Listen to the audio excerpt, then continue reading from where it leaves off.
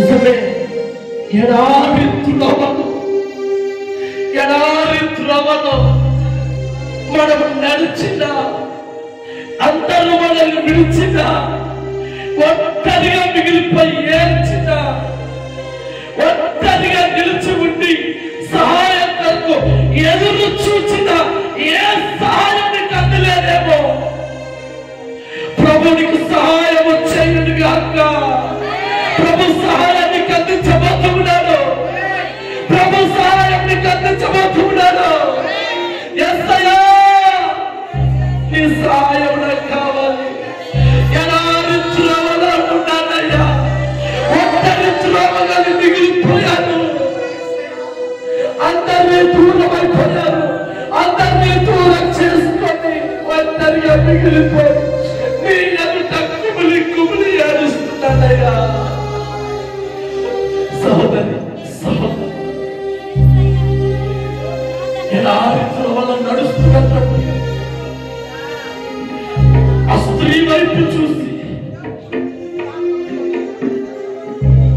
ఇస్మాయిల్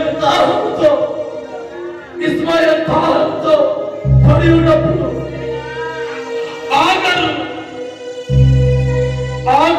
ఎడారి త్రోవలో ఉన్నప్పుడు దిక్కుతోచని పరిస్థితులు తన కుమారుడు పడిపోతే ఆగరు ఒంటరిగా మిగిలిపోయి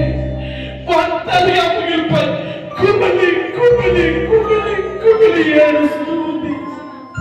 ఏంటి నా బ్రతుకు, ఏంటి నా జీవితం, ఎటు నా ప్రయాణం, ఏంటి నా గమ్యం, ఎటు అని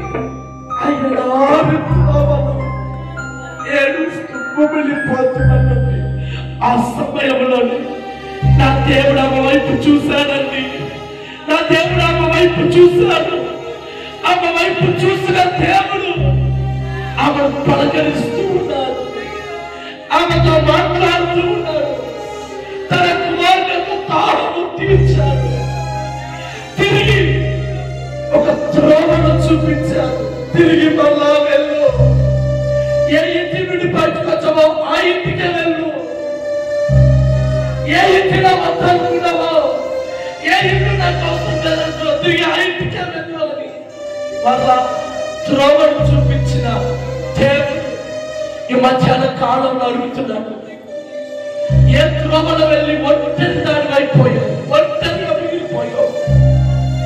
ఒంటరిగా ఉన్న నీవు సహాయం కొరకు ఎదురు చూస్తున్నావు.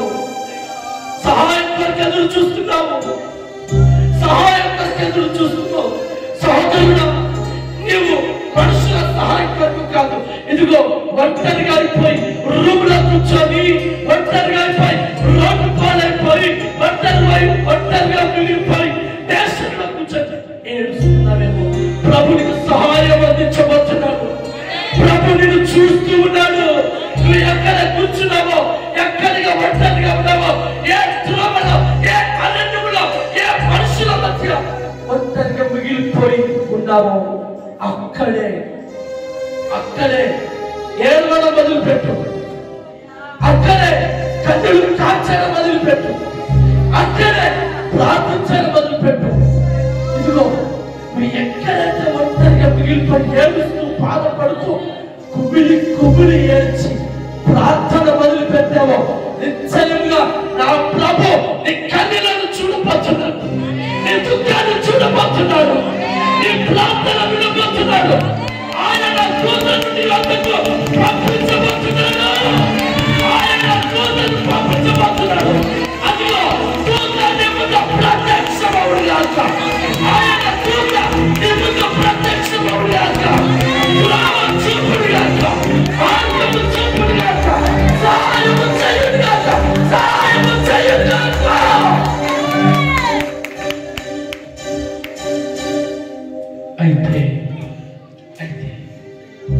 అయితే ఒంటరైనటువంటి ఆ స్థితిలో నుండే చేతులు జోడించి, ప్రభువా ఒంటరిగా మిగిలిపోయా, ప్రభువా ఒంటరిగా మిగిలిపోయా, ప్రభువా ఎటువైపు వెళ్ళాలో తెలియదు, ప్రభువా నా కుమారుడు నా పిల్లలు నన్ను విడిచిపెట్టి మార్గంలోకి వెళ్ళిపోతూ ఉన్నారు. సొంత నిర్ణయాలు తీసుకొని తప్పుడు ఆలోచనలు తీసుకొని వెళ్ళిపోతున్న యవన బిడ్డల కొరకు ప్రార్థించండి. మోకరించండి. సహోదరు మీరు ఎక్కడ ఉన్నారో అక్కడే ఎందుకో నా హృదయం వచ్చి మీ ప్రార్థన సహాయం కోరుతుంది. నా హృదయం నా మనస్సు ప్రేరేపించబడుతూ ఉంది దేవుని ఆత్మ చేత. ఏంటో తెలుసా ఈ పూట మీ కుటుంబాల కొరకు కాకుండా, మీ వాళ్ళ కొరకు కాకుండా, నీ స్థితిగతుల కొరకు కాకుండా యవ్వన బిడ్డల కొరకు ప్రార్థించండి. ఈ యవ్వన బిడ్డలు, ఈ యవ్వనస్తులు ఇంటిని వదిలి, తల్లిదండ్రులను వదిలి, అయిన వారిని వదిలి, సొంత ఆలోచన చేత, ఫ్రెండ్స్ స్నేహితుల ఆలోచన బలవంతం చేత తిరుగుతున్న యవ్వన బిడ్డలు ఉంటారు. నిన్న రైల్వే స్టేషన్ లో ఒక చెత్తను చూసా. రైల్వే స్టేషన్ లో కూర్చొని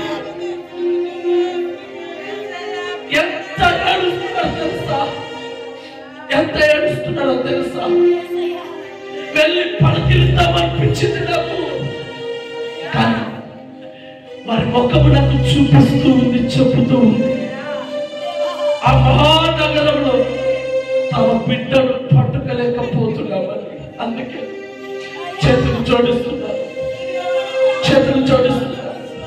తప్పుపైన ఎవడ బిడ్డలు సొంత ఆలోచనల చేత నిర్ణయాలు తీసుకొని ఇంటిని విడిచి, తల్లిని విడిచి, తండ్రిని విడిచి, తోపుట్టిన బంధువులను విడిచి, అందరిని విడిచి వెళ్ళిపోయిన వారు తిరిగి ఇంటికి రావాలి.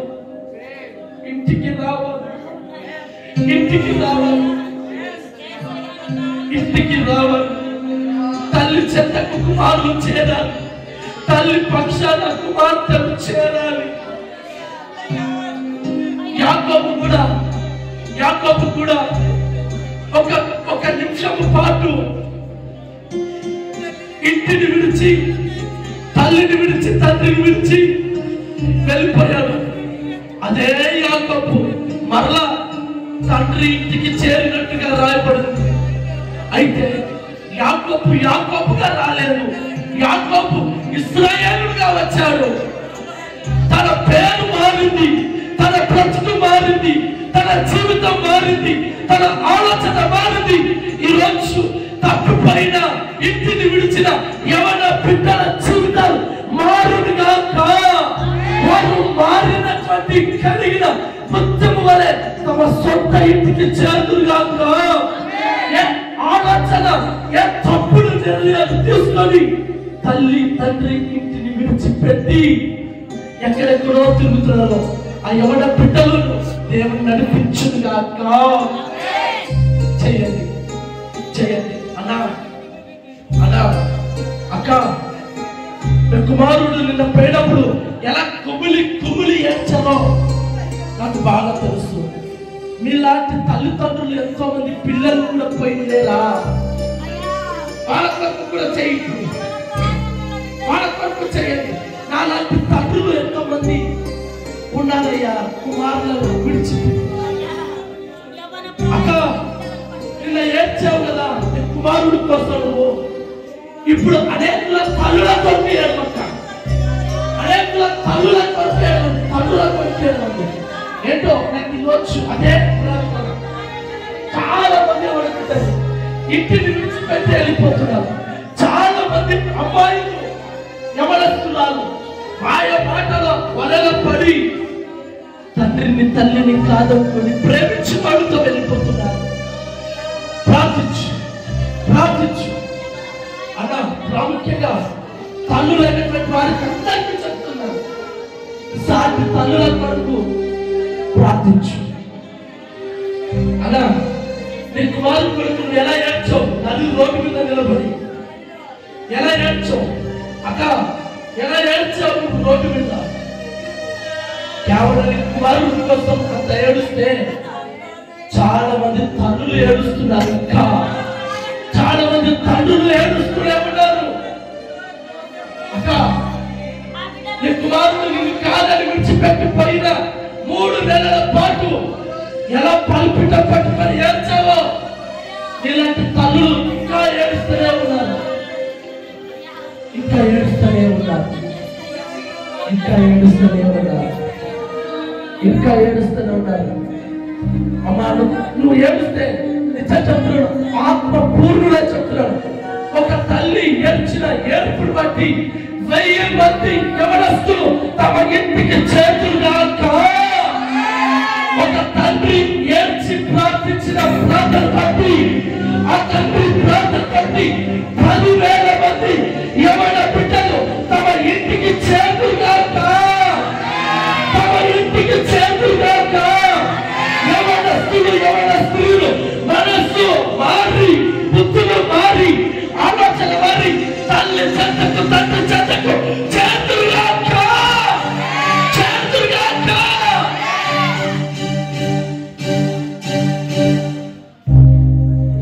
ఆశపడిన వారు కుడి చేయలేదండి. తల్లిగా తండ్రిగా నేను కుమిలిపోయాను. ఎస్సయ్యా, నా బిడ్డ నాకు దూరమైనప్పుడు, ఒక్క రోజు నాకు దూరమైతే నేను కుమిలిపోయా.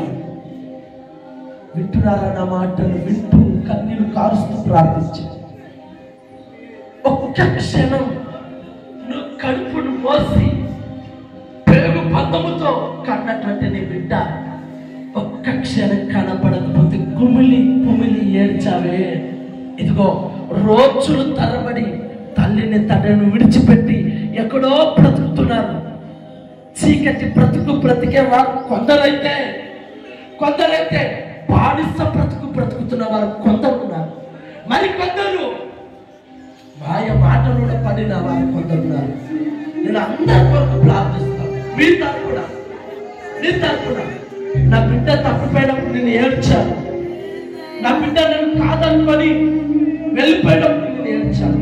నాలాంటి తండ్రుల వరకు నేను చేయెత్తుతున్నాను. నేను నాలాంటి తండ్రులు వాళ్ళ కుమార్తెలను పోగొట్టుకున్న వారు తిరిగి రావాలి. నాలాంటి తండ్రులు వారి పిల్లలు వారికి చేర్చాలి. అడగండి, నేను ప్రార్థించబోతున్నాను.